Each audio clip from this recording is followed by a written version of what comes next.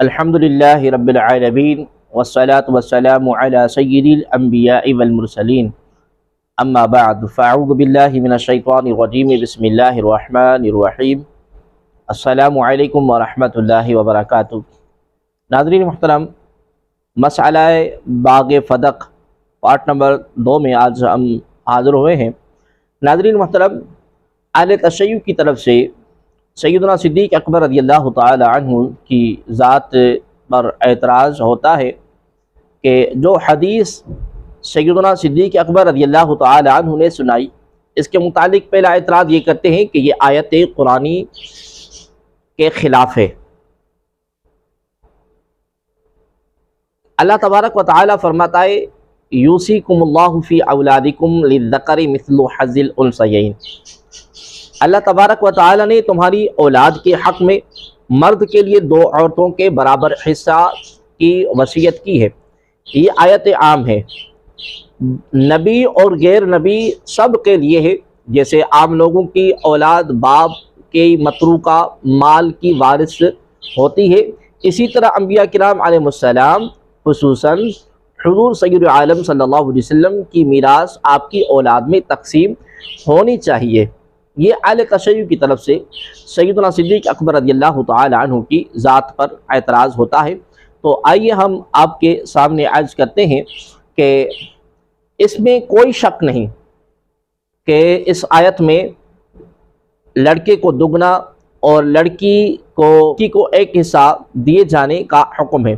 مگر یہ حکم عام نہیں ہے، صرف امت کے لیے ہے، اور حضور کریم صلی اللہ علیہ وآلہ وسلم اس سے مستثنیٰ ہیں۔ قرآن پاک میں متعدد ایسی آیتیں ہیں جن میں خطاب حضور کریم صلی اللہ علیہ وآلہ وسلم کو ہے، مگر مراد اس سے امت ہے۔ فَانْكِحُوا مَا طَابَ لَكُم مِّنَ النِّسَاءِ مَثْنَىٰ وَثُلَاثَ وَرُبَاعَ، یعنی نکاح کرو عورتوں سے جن کو تم پسند کرو، 2 یا 3 یا 4۔ اس آیت میں یہ بتایا گیا ہے کہ ایک مسلمان مرد کو بیک وقت 4 عورتوں کو نکاح میں رکھنا جائز ہے، اور 4 سے زیادہ نکاح جائز نہیں ہے، لیکن یہ حکم امت کے لیے ہے۔ حضور عالم نور مجسم صلی اللہ تبارک و تعالی علیہ وآلہ وسلم اس سے مستثنیٰ ہیں، کیونکہ آپ کو 4 سے زیادہ شادیاں کرنا جائز تھا، اور اس کا جواز قرآن کے نص قطعی سے ثابت ہے۔ اس طرح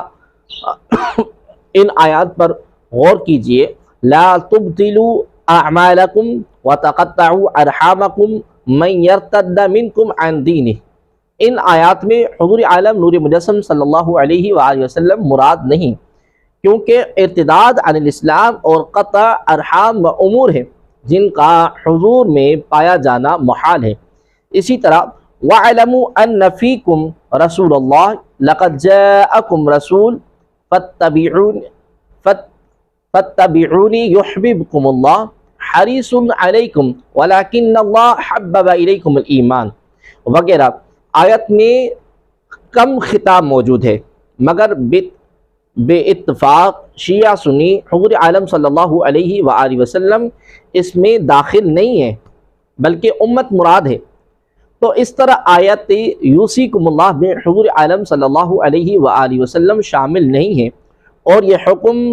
افراد امت کے لیے ہے۔ چنانچہ خود شیعہ مذہب کی معتبر کتاب اصول کافی کی ایک حدیث اس کی تائید کر رہی ہے، اور یہ بتا رہی ہے کہ حضور عالم نور مجسم صلی اللہ علیہ وآلہ وسلم اس میں شامل نہیں ہے، بلکہ یہ حکم عام افراد امت کے لیے ہے۔ ناظرین محترم، اس موقع پر اہل تشیع یہ بھی کہتے ہیں کہ حدیث قرآن کی تخصیص نہیں کر سکتی، لیکن ان کا ایسا کہنا صحیح نہیں، کیونکہ خود شیعہ مذہب میں حدیث سے قرآن کی تخصیص جائز ہے، بلکہ آیت یوصیکم اللہ فی اولادکم کے حکم میں شیعہ علماء نے خود تخصیص کی ہے، اور شیعہ کتب فقہ میں تخصیص معنی عرض 20 تک گنائے جاتے ہیں۔ کتاب شرائع الاسلام میں بھی ان کا ذکر ہے، مثلا اولاد مسلم کافر باپ کی وارث نہیں ہوتی۔ اس طرح اگر ایک دوسرے میں سے ایک غلام ہو یا ایک دوسرے کا قاتل ہو اور قصاص یا کفارہ لازم ہو گیا ہو یا ایک دوسرے میں سے ایک حربی ہو اور دوسرا اہل اسلام کی رعیت ہو تو ان سب شکلوں میں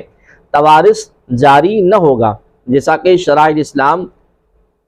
و سراجی میں ہے۔ المانع من الارث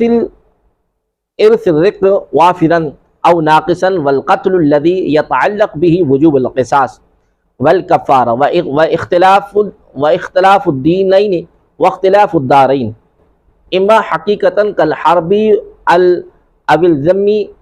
او حكما كالمستعمن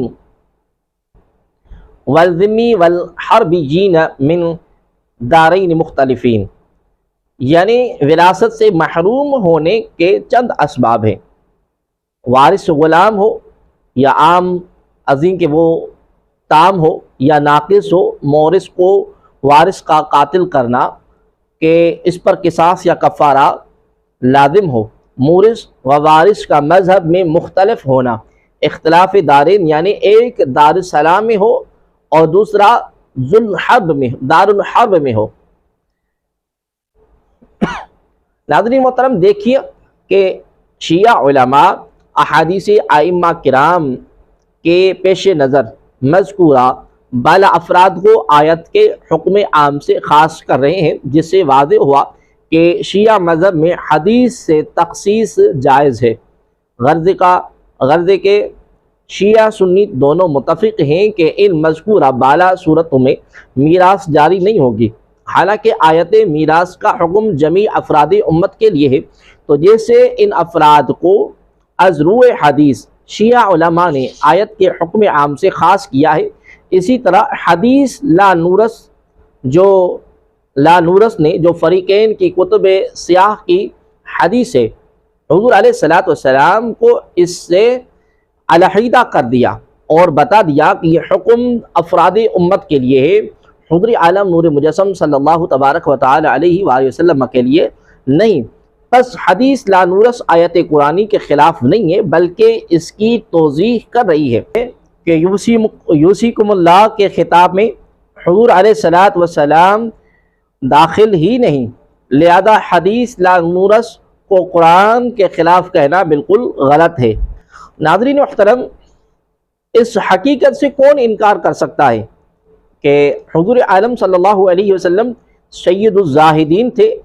زہد و قناعت اور دنیا سے رغبتی قائل عالم تھا کہ جو کچھ آتا تھا غریبوں اور مسکینوں میں تقسیم فرما دیتے تھے، حتیٰ کہ ایک بار نماز عصر پڑھ کر فوراً گھر تشریف لے گئے اور پھر فوراً باہر تشریف لائے۔ لوگوں کو تعجب ہوا تو فرمایا کہ نماز میں مجھے خیال آیا کہ کچھ سونا گھر میں پڑا رہ گیا ہے، خیال آیا کہ کہیں رات ہو جائے اور وہ گھر میں پڑا رہ جائے، اس لیے اس کو خیرات کر دینے کو کہہ آیا ہوں۔ ایک بار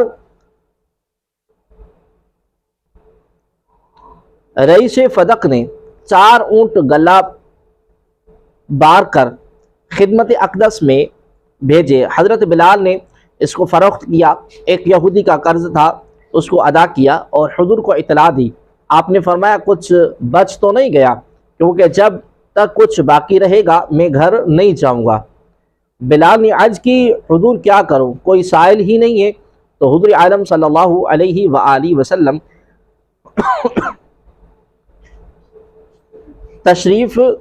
گھر تشریف نہیں لے گئے بلکہ مسجد میں رات بسر کی۔ صبح کو بلال نے خبر دی کہ جو بچا تھا وہ غرباء میں تقسیم کر دیا ہے، تب جا کر حضور عالم صلی اللہ علیہ وآلہ وسلم گھر تشریف لے گئے۔